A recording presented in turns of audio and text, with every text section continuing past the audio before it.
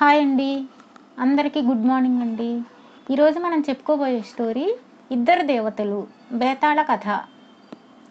శిలాపురి రాజ్యానికి సరిహద్దు ప్రాంతమైన అరణ్యానికి సమీపాన 2 దేవాలయాలు ఉండేవి. అందులో ఒక దేవాలయంలో అంకమాంబ అనే దేవత, రెండవ దానిలో జగదాంబ అనే దేవత ఉండేవాళ్ళు. ఈ ఇద్దరు దేవతలలో అంకమాంబకు తన దగ్గరకు వచ్చిన భక్తులలో రోజుకు 2 కోరికలు తీర్చగల శక్తి ఉండేది. జగదాంబ మాత్రం రోజుకు ఒక భక్తుడి కోరిక మాత్రమే తీర్చగలిగేది. ఈ కారణం వల్ల అంకమాంబ ఆలయం ఎప్పుడు వచ్చే పోయే భక్తులతో నిత్య నూతనంగా కళకళలాడుతూ ఉండేది. జగదాంబ ఆలయానికి ఎక్కువ మంది భక్తులు వెళ్ళేవారు కాదు. అందువల్ల అంకమాంబకు చాలా గర్వంగా ఉండేది. జగదాంబ కన్నా తాను గొప్పదానినన్న అహంభావంతో విర్రవీగేది. ఎప్పుడైనా రాత్రి వేళల్లో ఆమె జగదాంబను కలిసినప్పుడు ఎంతో హుందాగా, జగదా, నిన్ను చూస్తుంటే నాకు చాలా జాలి కలుగుతూ ఉంటుంది.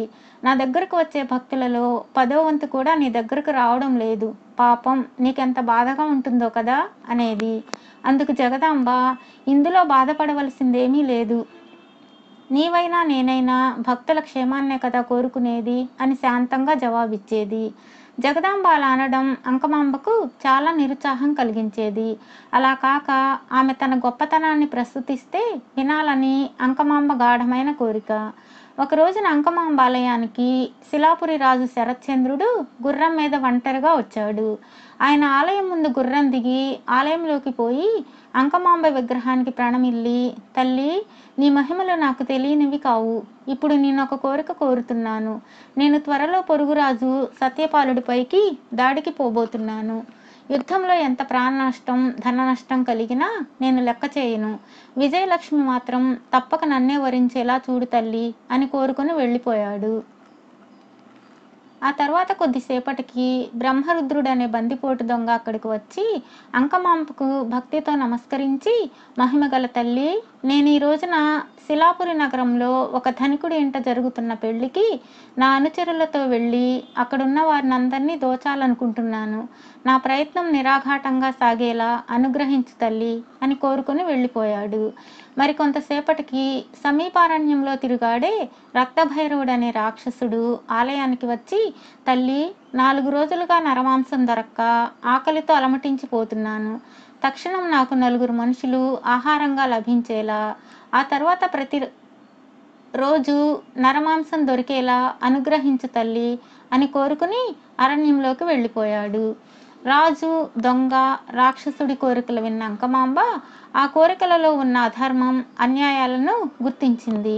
అందువల్ల వాళ్ళ కోరికలు తీర్చరాదని నిశ్చయించుకొని మరెవరైనా భక్తులు వస్తారేమో అని ఆ రోజంతా ఎదురు చూడసాగింది. అయితే చిత్రంగా ఆ ముగ్గురు తప్ప ఆ రోజున ఆమె ఆలయానికి వేరే భక్తులు ఎవరూ రాలేదు. దానితో అంకమాంబకు ఒక గడ్డు సమస్య ఎదురైంది. ఆమె ప్రతిరోజు తన దగ్గరకు వచ్చే భక్తులలో 2 కోరికలు తప్పనిసరిగా నెరవేర్చాలి. అలా జరగని పక్షంలో ఆమె మహిమలు మరెన్నడూ పనిచెయ్యవు. రాజు, దొంగ, రాక్షసుడి కోరికలు తీర్చడం ఆమెకి ఏమాత్రం ఇష్టం లేదు. అలా అని తన మహిమలు పోగొట్టుకోవడం కూడా ఆమెకి ఇష్టం లేదు. ఈ సమస్యను పరిష్కరించడం ఎలాగా అని ఆమె ఆలోచిస్తూ ఉండగా జగదాంబ గుర్తుకు వచ్చింది. ఆమె ఆ రాత్రి జగదాంబను చూడబోయి, జగదా, నాకు ఇప్పుడు ఒక క్లిష్ట సమస్య ఎదురైంది. దానికి నీవేమైనా పరిష్కార మార్గం చూపెట్టగలవేమో అని ఇలా వచ్చాను అన్నది. ఏమిటా క్లిష్ట సమస్య అని అడిగింది జగదాంబ. అంకమాంబ తన దగ్గరకు వచ్చిన రాజు, దొంగ, రాక్షసుడి కోరికల గురించి ఆమెకి చెప్పి, వాళ్ళ కోరికలు ఇతరులకు చాలా హానికరమైనవి. అవి తీర్చడం నాకు ఇష్టం లేదు. నీకు తెలుసు కదా, ప్రతిరోజు 2 భక్తుల కోరికలు నెరవేరేలా చేయకపోతే నా మహిమలు నశిస్తాయి. చిత్రంగా ఈనాడు ఆ ముగ్గురు తప్ప భక్తులు మరెవరూ రాలేదు. ఈ పరిస్థితిలో వాళ్ళ కోరికలు తీర్చాలో నా మహిమలు పోగొట్టుకోవాలో తెలియడం లేదు అన్నది. అంతా విన్న జగదాంబ, నువ్వేమీ విచారపడకు. నేను చెప్పినట్లు చేశావంటే నువ్వు వాళ్ళ కోరికలు తీర్చనవసరం లేదు. నీ మహిమలు నీతోనే ఉంటాయి అని చెప్పింది. ఆ జవాబు విని అంకమాంబ ఆశ్చర్యపోతూ, అదెలా సాధ్యం అని అడిగింది. వాళ్ళ కోరికలు నెరవేర్చకు. అందువల్ల నీ మహిమలు కోల్పోతావు. అప్పుడు నీ మహిమలు తిరిగి రావాలని నన్ను కోరుకో. రోజుకొకరి కోరిక నెరవేర్చగల శక్తి కలిగిన నేను నీ మహిమలు నీకు తిరిగి వచ్చేలా చేస్తాను అన్నది జగదాంబ నెమ్మదిగా. ఈ మాటలు విని అంకమాంబ ఆలోచనలో పడింది. తాను చాలాసార్లు జగదాంబ దగ్గర గొప్పదాన్ననే గర్వం, మిడిసిపాటు ప్రదర్శించింది. ఇప్పుడు తన ఆ ముగ్గురు కోరికలు నెరవేర్చక మహిమలు పోగొట్టుకుంటే జగదాంబ తన మీద ఈర్ష్య కొద్దీ తన కోరిక నెరవేర్చకపోతే తన గతేం కాను. తనలో మహిమలు లేవని తెలుసుకున్న భక్తులు జగదాంబ ఆలయానికే వెళతారు. ఆ పైన తన పూర్వ వైభవాన్ని తలుచుకుంటూ కుమిలిపోవలసిందేనా?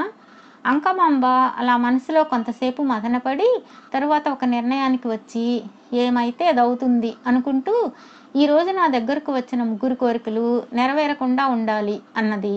ఆ మరుక్షణం ఆమె శరీరం నుంచి శక్తి నిష్క్రమించింది.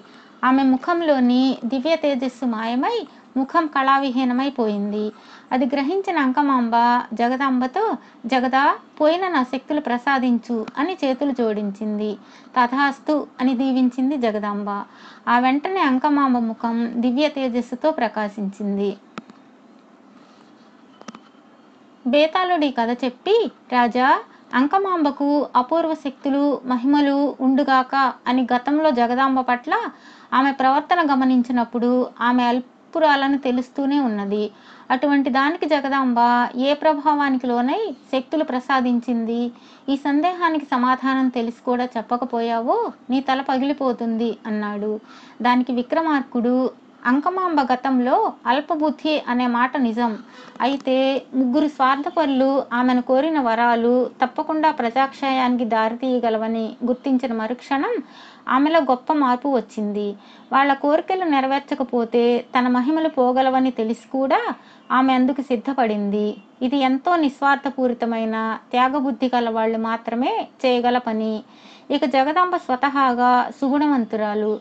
తన సాటి దేవతకు సాయపడినందువల్ల ఆమెకు కలగబోయే హాని ఏమీ లేదు. ఆ కారణం వల్ల ఆమె చేసిన పని గొప్ప త్యాగం అని అనిపించుకోదు. అందువల్ల ఈ ఇద్దరు దేవతల్లో ఎవరో ఒకరు మరొకరి ప్రభావానికి లోను కావడం అన్న ప్రసక్తే లేదు. అంకమాంబ చేసిన త్యాగం అన్ని విధాలా ఎంతో ప్రశంసనీయమైనది అన్నాడు. రాజుకి ఈ విధంగా మౌనభంగం కలగగానే బేతాళుడు శవంతో సహా మాయమై తిరిగి చెట్టెక్కాడు.